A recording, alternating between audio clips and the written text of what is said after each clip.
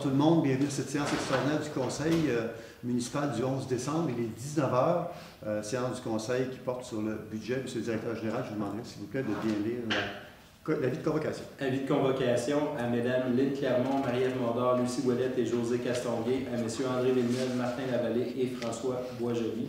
Mesdames, Messieurs, avis spécial vous est par la présente donné par le sous-signé qu'une séance extraordinaire est convoquée par M. Marc-André Maheu, directeur général et greffier trésorier, pour être tenu au lieu ordinaire des séances, mercredi le 11 décembre 2024 à 19 h et qu'il y sera pris en considération le sujet suivant. 1. Adoption du budget 2025 et du programme triennal d'immobilisation 2025, 2026, 2027.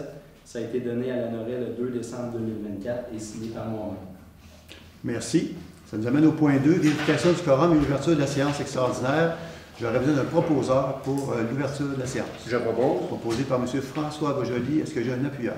J'appuie. Appuyé par Mme José Castonguay à ma gauche. Est-ce que c'est en faveur? D'accord. À ma droite? D'accord. C'est unanime. Point 3. Adoption de l'ordre du jour. Proposé, appuyé, résolu d'adopter l'ordre du jour suivant. Donc, 1. Adoption du budget 2025 et du programme triennal d'immobilisation 2025, 26 et 27 en ce qui a trait au programme triennal d'immobilisation. Est-ce que j'ai un proposeur pour l'adoption de l'ordre du jour? Je propose. Proposé par Mme Marie-Ève Mondor. Est-ce que j'ai un appuyeur? J'appuie. Appuyé par Mme Lucie Ouellette à ma gauche. Est-ce que c'est en faveur? D'accord. À ma droite? D'accord. C'est unanime. Lecture du présent budget.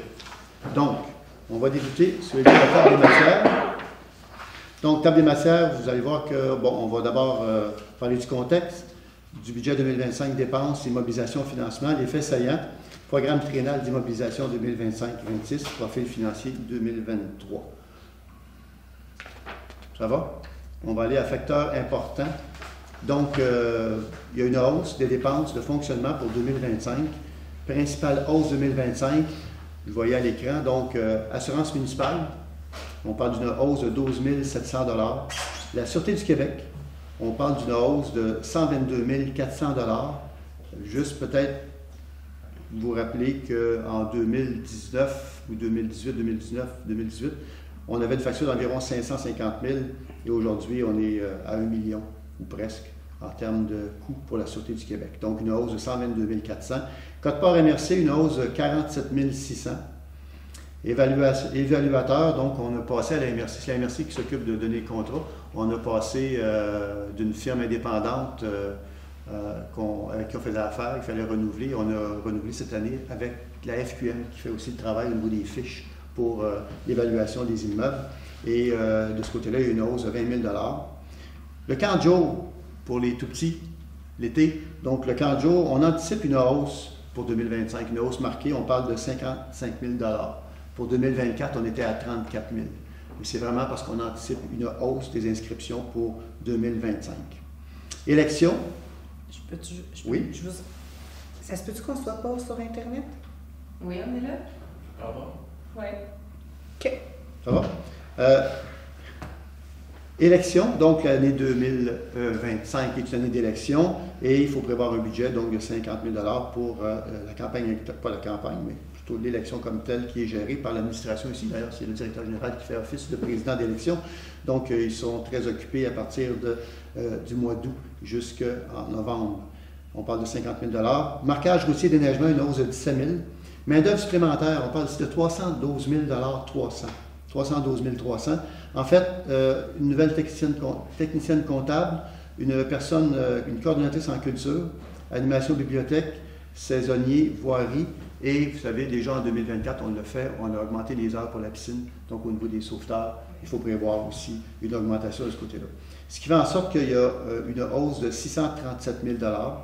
Donc, dépenses, pour comparer, dépenses de fonctionnement en 2024, on était à 7 510 100.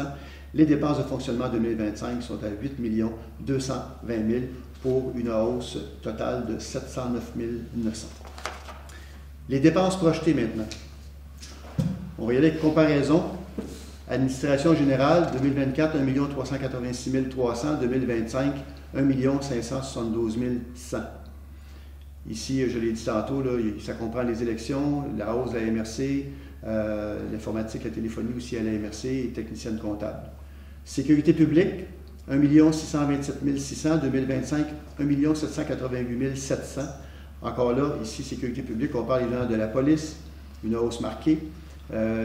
Sécurité, service incendie aussi de 30 000 $. Sécurité civile, on parle de 41 500, 49 800. Sécurité civile, on parle ici de, entre autres, le salaire des brigadières, contrôleurs animaliers, entente cadet. Vous savez que l'été, on fait appel aux cadets de la Sûreté du Québec pour venir nous prêter main forte sur le territoire. Et évidemment, il y a l'entretien de la barrière au quai. C'est pas mal ce que comprend la sécurité civile. Transport, 1 470 200 en 2024, 1 603 800 en 2025. Ici, on parle d'honoraires professionnels pour la gestion des actifs, les contrats de neige, le lignage, la quote-part MRC, les salaires, 2 saisonniers, puis de la formation aussi. Hygiène du milieu, 1 293 600. 2025, 1 233 700. Donc une baisse, une légère baisse ici. Et elle s'explique en partie, et là c'est important, je sais que les gens sont habitués à ce que la collecte sélective passe toutes les semaines. Là, on n'a pas reçu encore l'avis officiel, mais on s'attend à 99,9% que la collecte sélective pour 2025 passe aux 2 semaines. Tout ça pour vous dire que le gouvernement a donné le contrat, a donné la gestion à Éco-entreprise. Pourquoi on a une baisse? C'est que Éco-entreprise, c'est eux qui paient la collecte sélective au complet. Et là, étant donné que 2025, il n'y en aura plus, c'est-à-dire que la municipalité ne gérera plus, et ni la MRC ne va s'occuper de gérer la collecte sélective, eux, ils nous payent un an en retard. Donc là, ils nous remboursent le montant de 2024. C'est la seule fois où ils vont le faire, parce que c'est la dernière année où la municipalité, 2024 étant la dernière année où la municipalité s'est occupée de la collecte sélective. Donc c'est pour ça qu'on voit ici une baisse à ce niveau-là. Santé bien-être, 14 300, 13 500, une légère baisse ici au niveau du programme PER, le programme d'aide aux aînés, personnes à risque, qui est, je pense, administré par la pharmacie, entre autres. Aménagement, urbanisme et développement, 348 900. On passe à 363 300. On parle ici de hausse salariale et des frais de formation, entre autres le CCU. Loisirs et culture, 1 231 400 à 1 409 500. Camp de jour, je l'ai parlé tantôt, c'est inclus là-dedans, donc une hausse anticipée de 55 000 pour le camp de jour. Il y a des réparations à faire au niveau de certaines salles de bain, une coordonnatrice en culture, animation, bibliothèque et salaire sauveteur. Frais de financement, 96 300, 195 600. Alors là, on parle des nouveaux frais de financement, on parle du soccer, les puits, le puits 6.3 dont on parle depuis plusieurs années, là. Les travaux arrivent à terme bientôt. Et la rue Rondeau, où on aura fait les infrastructures. Les puits, oui, ça, 6.3. Et c'est pas juste les puits 6.3, c'est aussi l'amélioration des bassins à l'usine d'eau potable. L'amélioration des bassins, aussi des contrôles à l'intérieur de l'usine. Donc, dépenses projetées. On va aller en immobilisation, page 4. Donc, dépenses projetées, immobilisation, fonds général, amélioration des réseaux de transport. Donc, fonds général, 92 300 $. Ici, on parle des trottoirs, en termes de déplacement actif, entre autres. On parle des stationnements. On sait que sur la rue Joseph-Alphonse Lousignan, il y a un projet qui s'en vient et la municipalité veut investir dans du stationnement le long du parc qui va être accolé au terrain de soccer. Donc, utiliser la rue pour faire du stationnement supplémentaire pour cet endroit-là. Jeux d'eau. Les jeux d'eau, ici, ça va être pris à même financement, règlement d'emprunt. On parle d'un montant de 450 000 $. Prolongement du réseau d'égouts. On parle ici de la rue Roy et Gagnon. On parle d'un montant de 52 500 $ pour avoir des plans préliminaires pour pouvoir soumettre ensuite de ça aux propriétaires de ces 2 rues-là quel choix ils veulent faire. Est-ce qu'ils veulent aller de l'avant avec égout, aqueduc ou les deux? Bon, je pense que c'est une question qui se pose depuis plus de 30 ans. Il faut y répondre et en allant avec des plans préliminaires, on aura l'information pour être en mesure de leur soumettre cela. Aménagement d'une surface de deck hockey dans le fonds général, 78 800. On sait que la patinoire a été refaite, asphaltage, et là, au printemps, on va y aller avec une surface de deck hockey. Garage municipal, service professionnel, 225 000 $ fonds général. Le garage municipal doit être reconstruit, donc éventuellement détruire celui qui est là et en construire un nouveau. Et on avance avec les différents services professionnels pour s'assurer d'avoir tous les éléments en main pour pouvoir procéder éventuellement. Portail citoyen, site Internet, on parle de 12 000 $. Revenus projetés, maintenant. Donc, taxe sur la valeur foncière en 2024, dans les revenus, on parlait de 5 20 500. En 2025, on parle de 5 407 600. La taxe sur une autre base, donc on parle ici, entre autres, de taxes de secteur, de prolongement d'aqueducs qui ont eu lieu par le passé. Donc, c'est des taxes qui sont déjà prévues, qui sont déjà collectées en partie d'ailleurs. Il y a des règlements aussi qui arrivent à terme bientôt. On parle de 1 167 100 à 1 368 200. Paiement en lieu de taxes, donc c'est le gouvernement qui nous règle des taxes pour les bâtiments qui sont ici sur le territoire et dont il est propriétaire. On parle de 81 100 en 2024 pour 69 800 en 2025. Services rendus, donc permis, redevances, sablières, droits de mutation, intérêts, arriérés de taxes, intérêts de caisse. En 2024, 771 400. En 2025, 865 300. Autres revenus, location de salle, vente de bacs supplémentaires, revenus de taxes supplémentaires, des réclamations TPS, TVQ, 2024, 28 500, 2025, 22 600. Des subventions gouvernementales, entre autres le point de vente. On sait que le gouvernement a rajouté un montant, augmenté le point. On avait un point de vente sur la TVQ. Il y a eu une augmentation et cette année, on a un versement supplémentaire on passe de 279 000 à 382 000 de la part du gouvernement, donc une augmentation d'à peu près 100 000 $ pour la TVQ. Donc de 7 570 000 total des revenus pour 2025 à 8 335 000. Ça nous amène à toute taxe variable utilisée pour projection. Donc, toute taxe par tranche de 100 $ d'évaluation. En 2024, la base agricole et forestière était à 0,48 sous. En 2025, elle passe à 0,49 sous 9. 6 logements et plus, il était à 0,64. En 2025, il tombe à 0,66,6. Non résidentiel est à 1,84 ou plutôt 8, 1,8 à 1,13 J'arrondis, là, vous le voyez sur le tableau, là, c'est plus 13,4. Industriel à 1,270 à 1,32 Je répète, industriel 1,27 et il passe à 1,32 pour 2025. Variation des taux. Donc, sur la taxe générale, base agricole et forestière. Alors ici, on passe de 0,31 sous 7 en 2024 à 0,32,3. Donc, on parle d'une augmentation ici pour tous les immeubles résidentiels, l'augmentation est de 2 Et là, je parle de l'évaluation foncière de chaque immeuble résidentiel.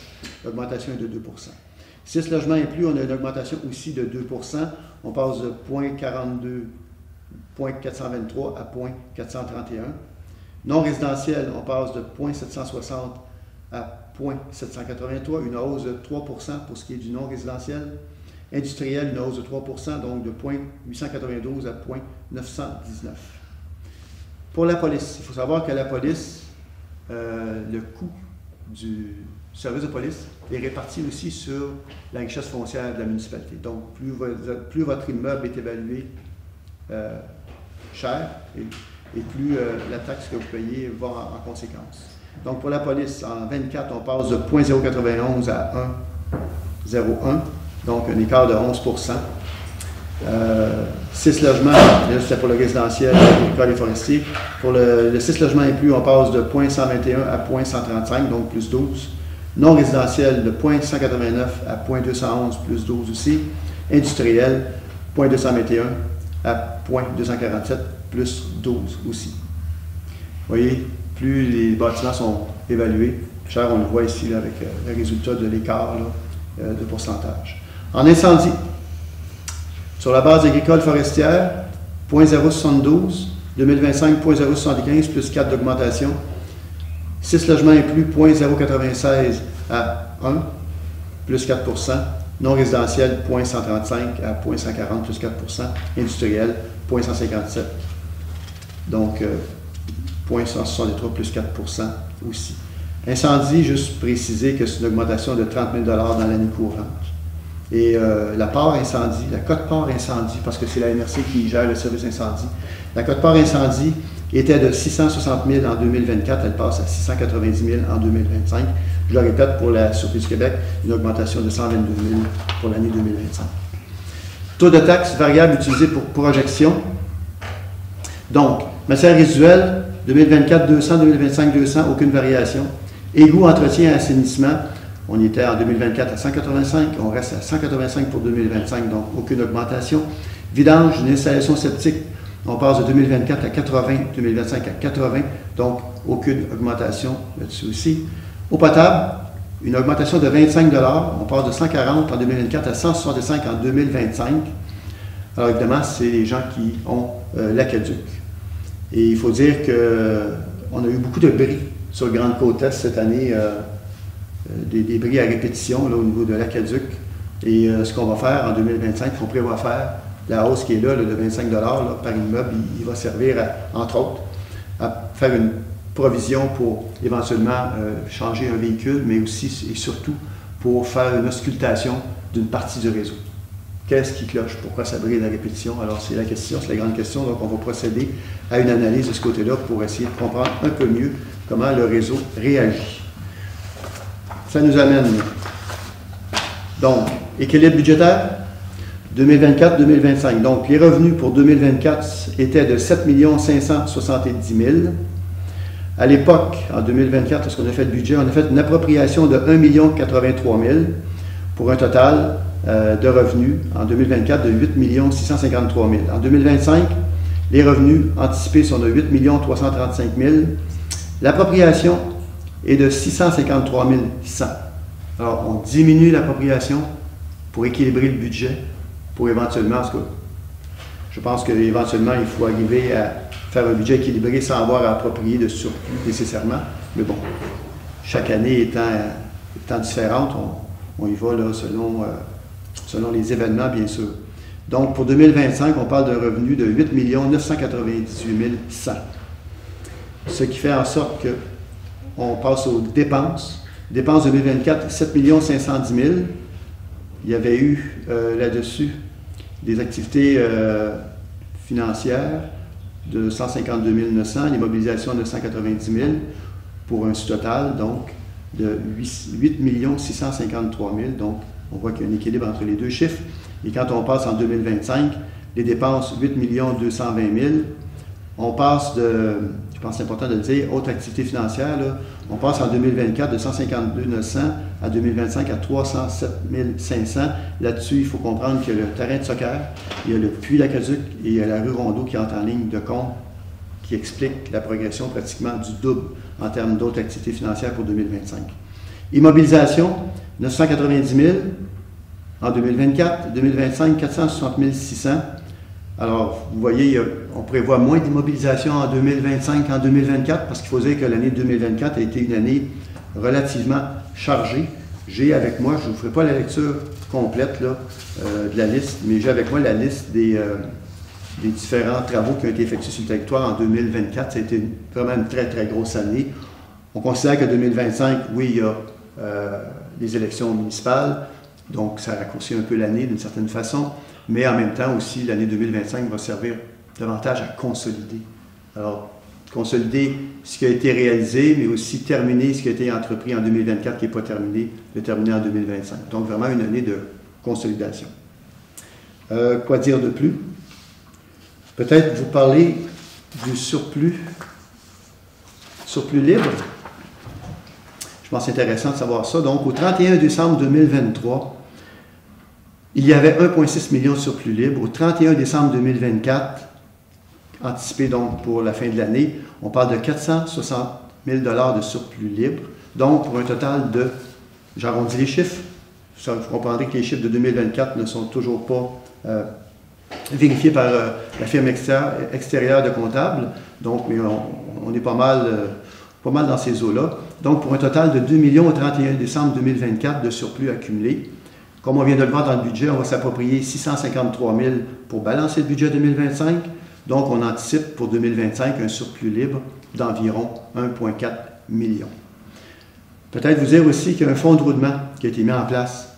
Un fonds de roulement de 1,5 million. Et actuellement, dans le fonds de roulement, il y a 284 000 $ qui est disponible sur 1,5 million. Juste vous dire que là-dessus, la municipalité s'est prêtée sans intérêt, évidemment, pour acheter un camion, un 6 roues, comme on appelle, un camion avec benne, à 100 000 $, un chargeur. J'aime pas employer l'anglicisme, on va dire pareil, le fameux loader. Donc, un chargeur à 335 000, un tracteur à 250 000. On a aussi approprié, on a pris dans le fonds de roulement un montant de 435 000 $ pour réaliser les travaux sur le terrain de soccer. Terrain de soccer qui, au final, va avoisiner, un coût terminé, environ 1 550 000 $. Et évidemment, quand on dit fonds de roulement, lorsque la municipalité prend des sommes dans le fonds de roulement pour faire un achat, elle doit nécessairement faire des remboursements annuels, tout dépendamment de comment est-ce qu'elle l'a pris sur 5 ans ou 10 ans ou 15 ans, mais elle doit faire ses remboursements annuels, ce qui veut dire que s'il n'y a pas d'autres sommes qui sont prises dans le fonds de roulement en 2025, à la fin de 2025, le fonds de roulement remontera à 416 000 $, donc l'argent disponible. Maintenant, on a les faits saillants, donc 2025. On parle d'une planification diligente et optimisation des dépenses, atténuation des hausses liées à l'inflation. Je le disais tantôt, on est à 2 % pour ce qui est de la valeur foncière résidentielle. Donc, on limite à 2 % la hausse. Je viens de le dire, l'année 2025, ce sera une année de consolidation marquée par la réalisation moins de projets, mais beaucoup plus de préparation pour des projets futurs en 2026, 27, 28, donc avec la réalisation de plans et de vie et le lancement de divers projets, notamment l'amélioration des réseaux de déplacement actifs, la construction d'aires de jeu, on parle du jeu d'eau, entre autres, la réalisation d'une étude de faisabilité pour le prolongement du réseau d'égouts sur la rue Gagnon et Roy et réalisation de travaux préalables à la construction d'un nouveau garage municipal. D'autres sommes sont également prévues pour l'achèvement de la surface de deck hockey à la patinoire et pour l'organisation des élections générales. Je n'en ferai pas lecture, mais enfin, si les gens ont des questions, on pourra répondre, mais j'ai avec moi là, la liste des différentes réalisations qui ont été faites en 2024 avec les coûts de chacune des réalisations, si jamais les gens veulent en savoir plus. Maintenant, j'irai dans le plus concret, parce que c'est bien beau tous ces chiffres-là, mais à un moment donné aussi, ça prend du concret. Je vais donner l'exemple. Voilà, ça va parler, je pense. Une résidence ou un immeuble. Un immeuble, donc, qui comprend terrain et résidence. Un immeuble qui est évalué à 335 000 en 2025. On augmente la taxe foncière de 2 %, ce qui coûte 21 et 24 de plus sur le compte de taxes. La police, comme je disais tantôt, la police, le montant de 122 000, il est réparti sur l'ensemble de la richesse foncière. Pour une résidence toujours en 2025 de 335 000 $, il y aura un montant de 33,50 $.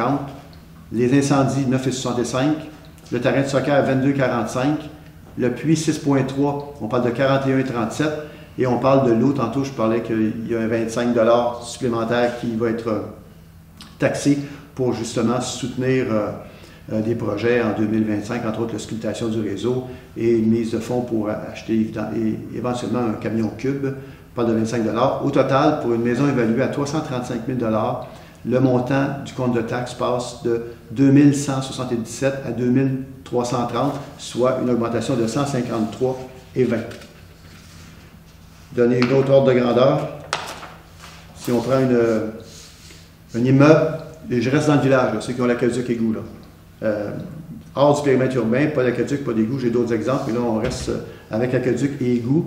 Un immeuble évalué à 500 000 $. On parle de 2 % de hausse de taxe foncière, donc 31,70 $. La police, 50 $. Incendie, 14,40 $. Le soccer, 33,30 $. Plutôt 33,50 $. Les puits, 41,37 $ et le 25 $ pour l'eau de l'aqueduc. Ce qui fait que de 2 990 en 2024, le compte de taxe pour un immeuble de 500 000 $ passe à 3 186, soit une hausse de 195,97 $. Maintenant, les gens qui n'ont pas l'aqueduc, qui n'ont pas les égouts. Alors, la foncière à 2 %, augmentation pour une maison de 335 000 de 21 $ pour la taxe foncière, 33,50 $ pour la police, 9,65 $ pour les incendies, le terrain de soccer à 22,45 $ pour un total de hausse de 86,83 $ pour un immeuble de 335 000 $ qui n'a pas l'aqueduc ni les égouts. Et comparaison, maintenant, un immeuble de 500 000 $, on passe à ce moment-là, taxe foncière de 2 % monte à 31,70 $, 50 $ la police, 14,40 $ incendie, 33,50 $ le terrain de soccer. Donc, pour un immeuble évalué à 500 000 $ qui n'a pas l'aqueduc, qui n'a pas les égouts, on parle d'une hausse au compte de taxe de 129,60 $. C'est plus facile de comprendre quand on a ces exemples-là sous la main. Est-ce qu'il y a des questions? Avons-nous des questions sur Facebook?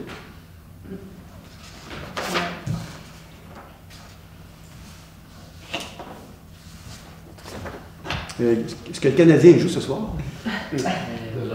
Demain, normalement, on a un auditoire plus grand que ça quand le Canadien ne joue pas. Il ne gagne pas souvent, fait que ils ont espoir. Juste un petit moment, je vais... Oui, prenez le temps qu'il faut.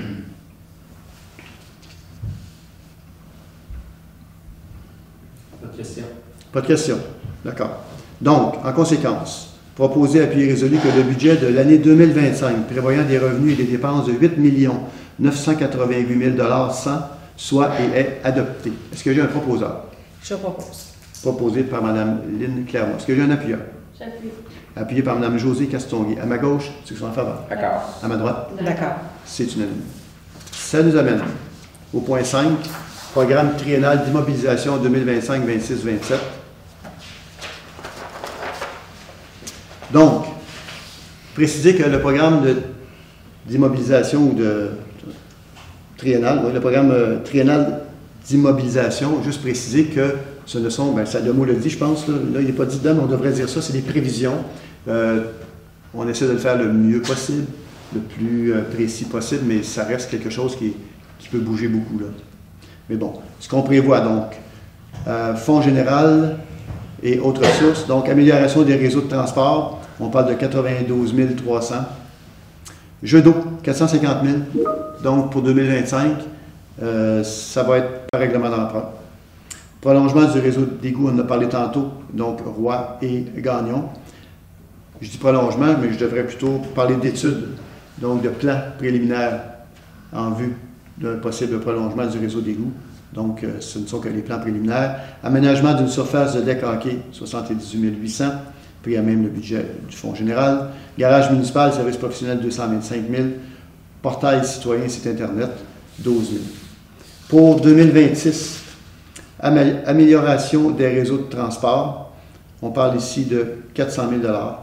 Réseau d'éclairage, 25 000 $. Véhicules à remplacement, 20 000 $. C'est un peu ce que je parlais tantôt pour l'aqueduc, le véhicule de 20 000 $ qui est ici. Là. Ça va prendre un nouveau cube là, pour l'aqueduc. 2027, amélioration des réseaux de transport, 325 000 $. Réseau d'éclairage, 25 000 $. Remplacement véhicule, 20 000 $. Donc, autres sources, ici, on parle de 100 000 $. Total, donc, pour 25, 26, 27, on parle de 1 275 600 $. Autres sources, 650 000 $. C'est un plan triennal, c'est vraiment des projections. Tout ça peut changer. Je dis bien humblement, c'est la loi qui nous oblige à voter un tel plan. C'est correct aussi de pouvoir être capable de se projeter un petit peu dans l'avenir des 3 prochaines années pour être capable de justement voir venir, comme on dit. Est-ce que j'ai un proposeur pour l'adoption du plan triennal? Je sais pas. Proposé par Mme Marie-Ève Mondard, appuyé par Mme Lynne Clermont. À ma gauche, c'est ça, faveur. D'accord. À ma droite. D'accord. C'est unanime. J'arrive à la période des questions, à moins que je me trompe. Oui. Non. Non? Oui. Ah oui, mais il y en a fait sur Facebook. Ah, il y en a? Ah, d'accord. On me dit que le son du micro est peut-être faible. Ah, le micro est un peu loin, effectivement. Mais est-ce que c'est tellement faible que la personne n'a pas pu comprendre? Est-ce que vous ne pouvez pas lui poser la question? Moi, je vous pose la question à la personne qui a écrit que le son est un peu faible. La séance est comme pas mal terminée. Est-ce que vous avez quand même pu bien entendre les réponses qu'on vous a données et la présentation du budget? Pendant que vous répondez à cette question-là, vous dire qu'en janvier, on va se revoir pour une autre séance. Ça va être pour les taux de taxes, adopter les taux de taxes qui doivent suivre finalement l'adoption du budget. Ça va? Il y avait 2 questions. Ah, ben allez-y. 2 questions de M. Gagnon. On demande est-ce qu'un montant demeure assigné à la truelle? La réponse n'est pas simple parce qu'on a eu des négociations avec eux l'année passée et présentement, il y a divers programmes qui existent, mais chose certaine, la truelle continue à desservir la Noraie en 2025. Ça, je peux vous garantir ça. Maintenant, il reste des choses à attacher avec eux autres. Là. La balle est dans le camp, comme on dit. On les a rencontrés printemps passé. Ouais. Facile, hein? Vous étiez là, Mme Oui, Clermont? je pense que c'était en juin. Oui, on les a rencontrés à l'été ou au printemps passé. Et puis, parce qu'ils couvrent quand même le territoire de Lavaltrie, la Noret et Berthier. Et là, on regarde justement comment on peut les aider, à nous aider, à aider nos gens aussi sur le territoire. Donc, tout ça est en négociation, je vous dirais ça comme ça. Autre question, est-ce qu'on a planifié une bonification du programme d'aide financière pour la pratique du sport, exemple patinage artistique ou hockey à l'aréna de Berthierville étant de plus en plus cher? Honnêtement, on arrive avec une nouvelle politique, si je ne me trompe pas, politique loisir. Est-ce qu'on a mis des sommes actuellement? Je ne pense pas qu'on ait prévu des sommes supplémentaires par rapport à 2024, à moins que je me trompe. Je ne me trompe pas. On a eu des représentations l'année passée pour le patinage artistique. Les gens étaient venus nous voir et on avait bonifié à l'époque ces sommes-là. Maintenant, je sais que beaucoup de... En tout cas, je ne pense pas que ce soit un secret, là. Il y a quand même beaucoup de négociations présentement avec les municipalités et la ville de Berthierville, justement, par rapport à l'aréna. Je ne pense pas vendre un punch, là. Je pense que les gens sont conscients de ça, là. Et il y a quand même quelques inconnus par rapport à ça. Alors, est-ce qu'on a mis des sommes supplémentaires par rapport à 2024? La réponse, je viens de la donner, c'est non. Maintenant, on va voir comment va se positionner la ville de Berthier et les municipalités environnantes par rapport à l'aréna. Et on pourra se reparler, mais on avait déjà bonifié les montants à l'époque pour le patinage artistique. C'est tout? Oui. De toute façon, s'il y a d'autres questions, vous pouvez nous joindre n'importe quand. Vous pouvez appeler la municipalité, vous pouvez me contacter un des élus de votre district. Ça va nous faire plaisir de vous répondre si il y a d'autres questions par rapport à ça. Ça met fin à la séance. Est-ce que j'ai un proposeur pour la fermeture? Je propose. Proposé par M. François Beaujolais. Est-ce que j'ai un appuyeur?